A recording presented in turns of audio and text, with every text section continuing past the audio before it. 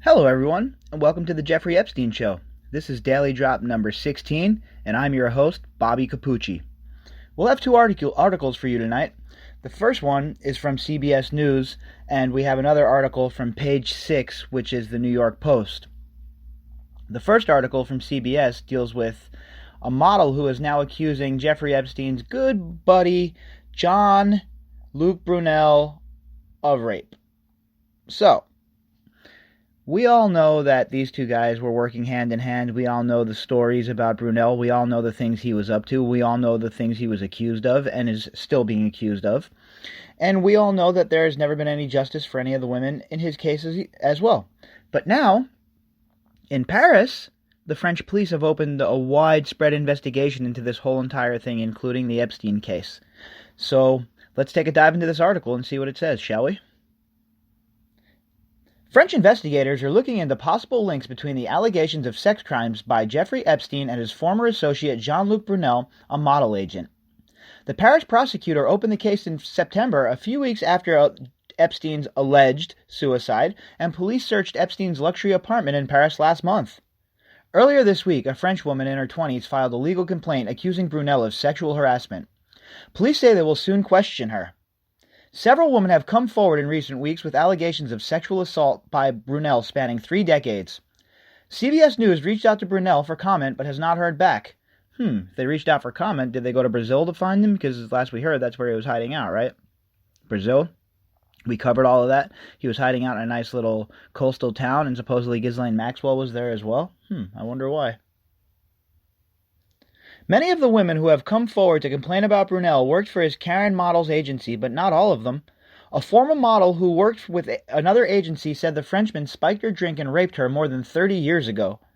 Earlier this month, she made a sworn statement to French police detailing the alleged assault. Due to the French statute of limitations, no criminal case could be filed. No criminal case could be filed because of the statute of limitations. Interesting.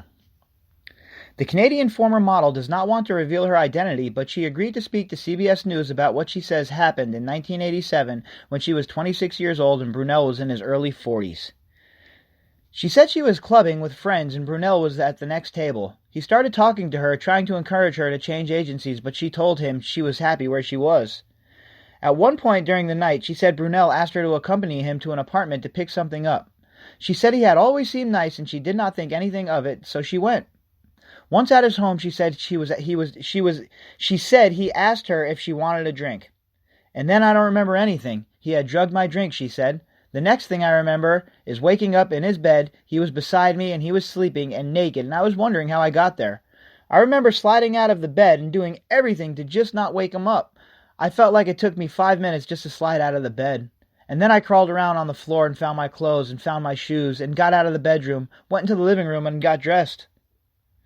But she said she couldn't find the door out of the apartment. She did find the telephone and called her friend Rafik, who she asked to come and get her. She told him, I can't find the door, but I found the window. I'll jump from the window and you catch me. She knew the apartment was 4 floors up, but she couldn't think clearly and just wanted to get out. Luckily, he, Rafik, was there to calm me down because I would have jumped, she said, horrified at the memory. The woman, who still lives in Paris, said she doesn't remember exactly what happened after she had the drink. But I did tell my friend everything from the beginning to the end. I told him right away, everything, she said. Later he told me that I had felt Jean-Luc on me and I had a flash. I must have come to at one point, because I had actually felt him on me. She said she remembered feeling sore when she woke up and immediately understood what had happened. I know I was raped. I know that. Her friend Rafik, with whom she is still in regular contact, remembers the night vividly. She was afraid, panicked, he told CBS News. She was white, like not even pale. She was white, and she had this expression which tells you everything. She was in total dire straits. I will never forget. It's been a while, but you never forget the expression on your friend's face when something like that happens. The young woman didn't go to the police at the time. Number one, I didn't speak French, she explained, and I think it's already difficult to talk about something like that in your own language. I couldn't even imagine trying to speak to a police officer, probably a man, about what happened to me, and trying to explain it to him in what little French I was capable of speaking. So no, I didn't go to the police. I just wanted to forget everything. And you see, this is sort of the thing you always see with cases like this. You see people who have been assaulted by high-profile people like Epstein or his friends. You see that they don't go to the police because they don't believe anyone will believe them. They think that they'll be ostracized. They think that they'll be kicked out of whatever industry they're in. They think that they'll be looked at as a liar. So a lot of these people fear going to the authorities, especially when it's somebody who's elite. But hopefully with this Epstein case, what it'll show is that women can come forward and they can discuss these credible claims, and they can have a bit of voice when it comes to situations like this. Back to the story. But when she learned this summer that Brunel had been mentioned in connection with Epstein investigation, it all came flooding back. That's when I said to myself, I have to do something. I have to, because he can't keep getting away with this. I had no idea that he was still doing the same thing. We're in 2019. It happened to be in 1987. He's been doing this for how many years?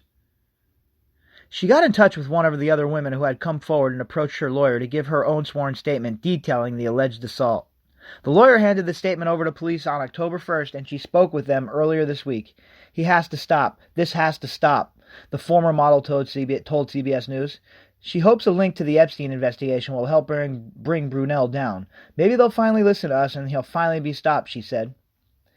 All right, so this was an article that was written in on CBS News, and it was released today. And it, like usual, it will be in the description. You can follow the link. Go ahead and check it out yourself.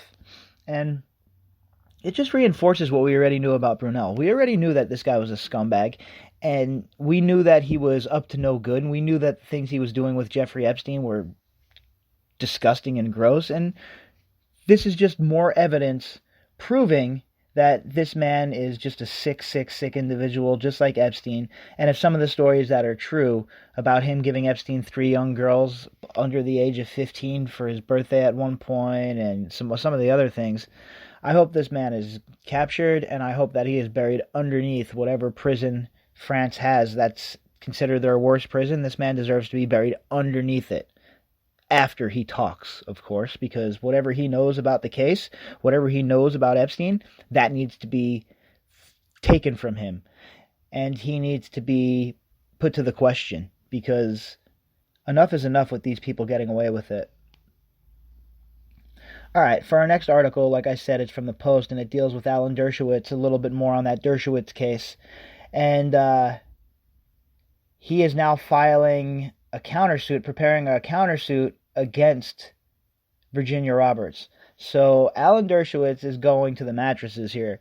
He doesn't care about public image. He doesn't care about squat. All he cares about is going to the mattresses and defaming Joffrey and her claims, just making sure that whatever she says is not believed by the public at large, and to do whatever he possibly can to cast doubt on what she has to say.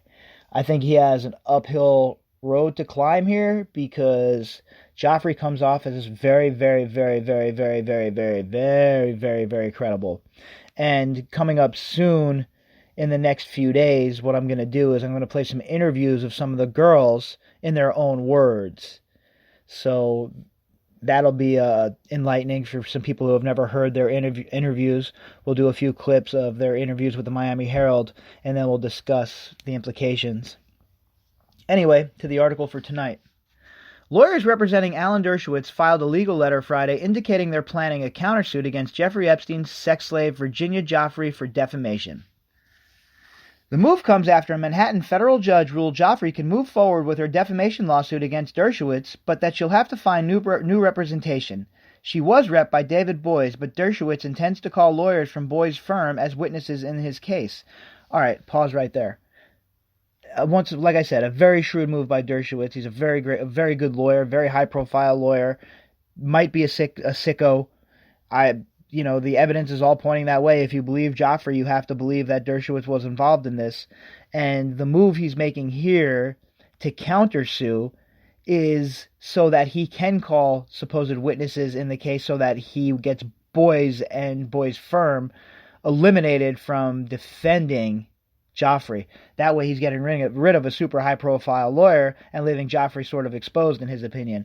But I think this might backfire, because I believe somebody's going to step in and fill the void. This case has way too many implications, and Derschowitz has made way too many enemies as of late with his defense of Donald Trump. So I'm very interested to see who slides in and picks up the slack. All right, back to the article. A letter from Derschowitz lawyers at Idella, Bertuna, and Kamins to Judge Loretta Preska, filed Friday, requested an adjournment of a discovery conference in the case until December 2nd, but also revealed, in the interim, Mr. Derschowitz will file his answer to the plaintiff's complaint and assert counterclaims for defamation and other conduct against plaintiffs seeking substantial damages. The letter said the adjournment is requested because his lawyers Arthur Idella and Imran Ansari will be traveling during a scheduled November 20th hearing. Convenient. But would also allow plaintiff to confer with her new counsel about the full scope of this case and will allow counsel for both parties to confer more meaningfully. So again, basically Derschowitz has flexed his muscle here. He's used his power and he's used the legal system and his maneuvering and cat-like reflexes in the legal system to make the case more favorable for himself by getting rid of her legal representation. And it just so happens that his lawyers are to be traveling during this time. Interesting. Idalla commented further, "We can now file a counterclaim. We're moving forward emboldened. Derschowitz has been fighting these charges since the first time they were levied against him. Our next step is, we've been on defense and now we're going on offense with all the tools and talents we have before us to clear Mr. Dershowitz's good name. Derschowitz told us he'll invite the FBI to his trial. The goal is simple, to have the truth come out. I have nothing to hide," he said. He's publishing a book, Guilty by Accusation, The Challenge of Proving Innocence in the Age of the Me Too Movement, on November 19th. Joffrey alleged she was lent out to famed attorney Dershowitz for sex by the late Epstein. She sued in April after Dershowitz publicly denounced her allegations as untrue. All right, so for those of you who have been with us for a while and following the daily drops, you know that we've discussed all of this already with Joffrey and how she was supposedly lent out as a sex slave by Jeffrey Epstein to Prince Andrew and Dershowitz and other high-profile people. And the idea behind her being lent out was for her to get information from these high-profile people while she was engaged in these sexual acts. That way the information could be used to blackmail said person for whatever Epstein and his handlers had in mind. So, as you guys see if you're just joining us, this is a very long and deep and detailed dive we're involved in here. And we're just getting started. We're scratching the surface.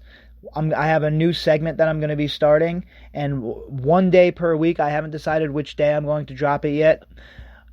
I'm going to profile different parts of this case. So, for instance, we'll talk about the mega group, or we'll talk about guys like Wexner, just a whole profile on Wexner, kind of like in the daily drop format.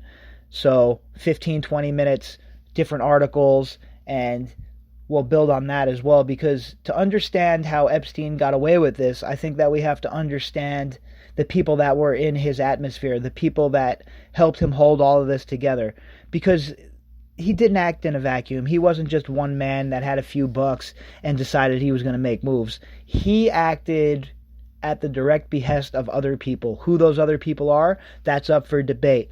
Everybody who's been with us for a while knows where I'm leaning with that. Obviously, evidence always changes my mind. So if there's evidence that he is not an asset, I'm willing to follow that. I'm willing to follow it wherever it goes. But as of right now, things don't look good for those who think it's not an intelligence operation, because that is where all the evidence leads. Thanks for joining me for this daily drop.